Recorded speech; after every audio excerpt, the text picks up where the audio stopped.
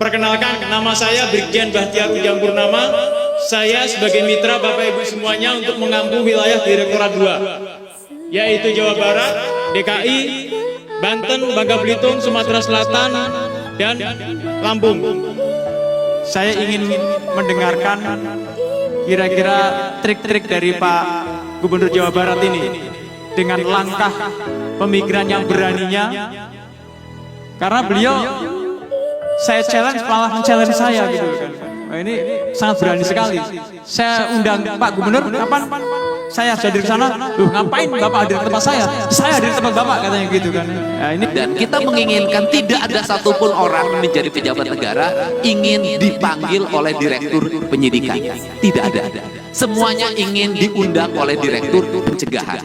Selalu katakan ganti pemerintah, ganti gubernur, ganti bupati. Kalau menurut saya, dalam analisis saya, rakyatnya juga harus diganti.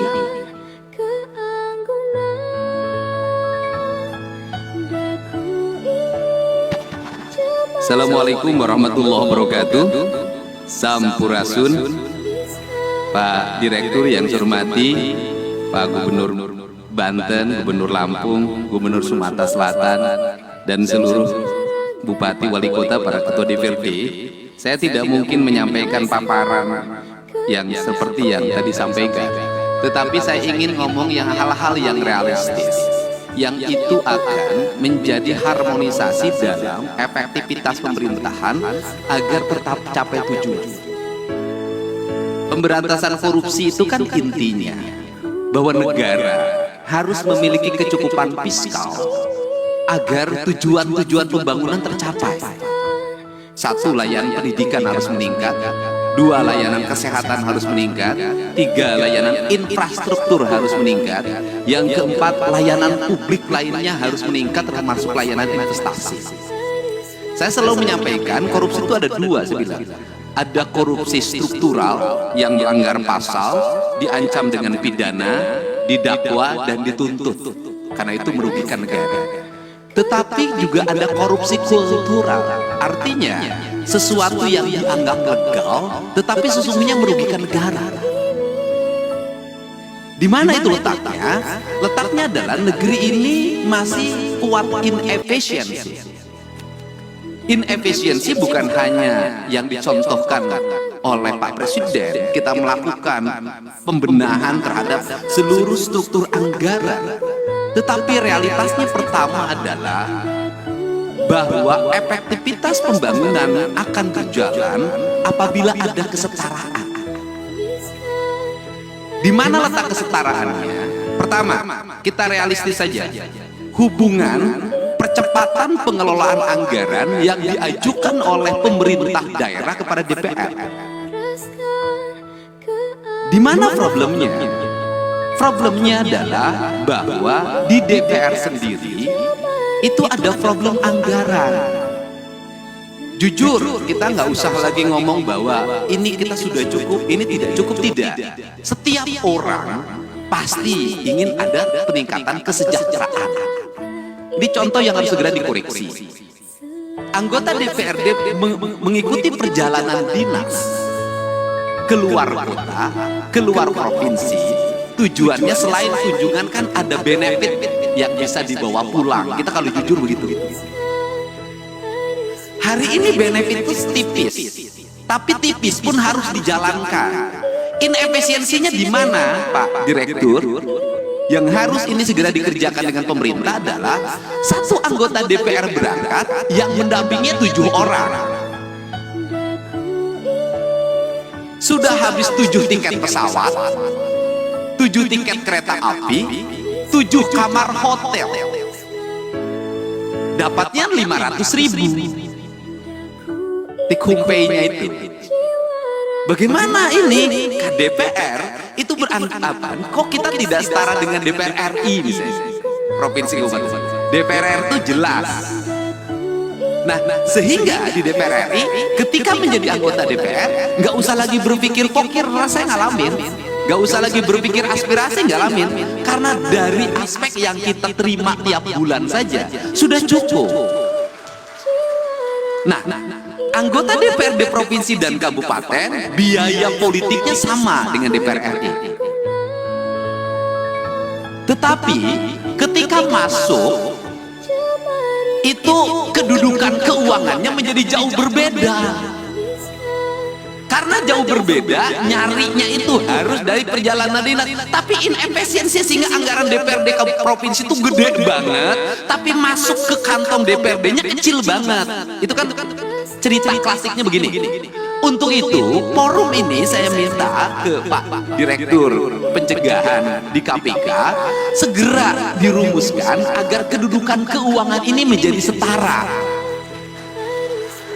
Untuk apa? Maka akan ada penurunan anggaran DPR. Sudah turun anggarannya, tikumpe-nya menjadi besar, sehingga uangnya ini akan bermanfaat untuk percepatan pembangunan. Dibanding seperti sekarang, jadi bolak-balik cerita bahwa tidak boleh meminta pokir dalam bentuk arah yang bersifat kepentingan individual.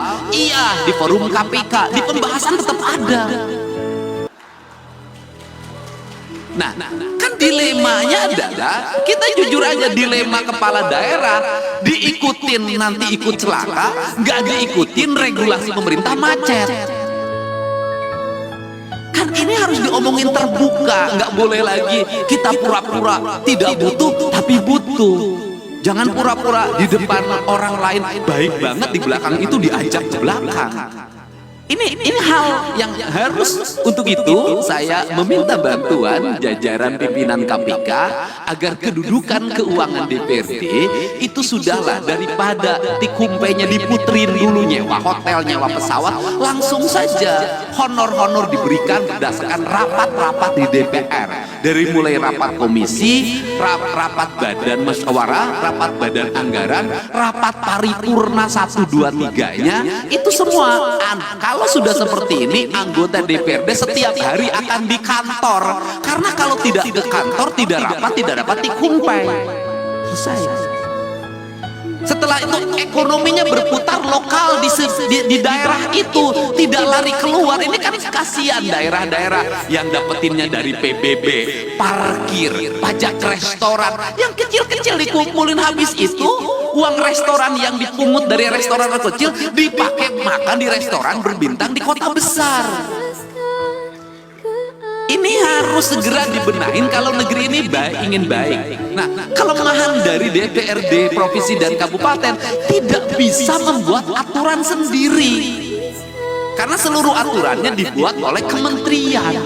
Beda dengan DPR RI, bisa ngundang kementerian, langsung aturannya bisa direvisi. Itu bedanya. Modalnya sama, kedudukannya berbeda. Ini pertama. Yang kedua, di internal birokrasi ada inefisiensi birokrat.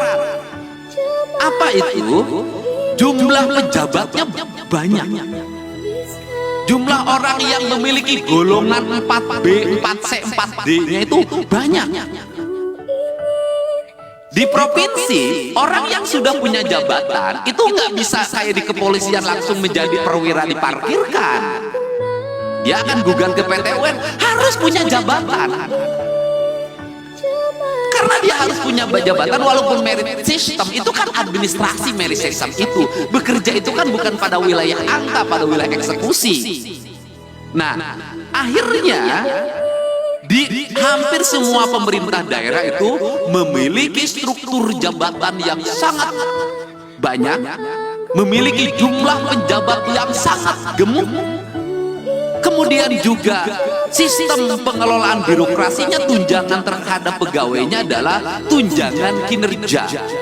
Ini inefisiensi keuangan yang sangat luar biasa. Itu terambil dana untuk pembangunan, untuk itu sangat besar, hampir 60%. Dan yang paling utama adalah hari ini kita harus tahu, semua orang bahagia lewat apa? Laporan administratif yang bersifat digital. Akhirnya tukin-tukin itu hanya ditukerin dengan foto, dengan video. Tukin dengan foto dan video yang tidak berbasis praktis dan kebutuhan publik itu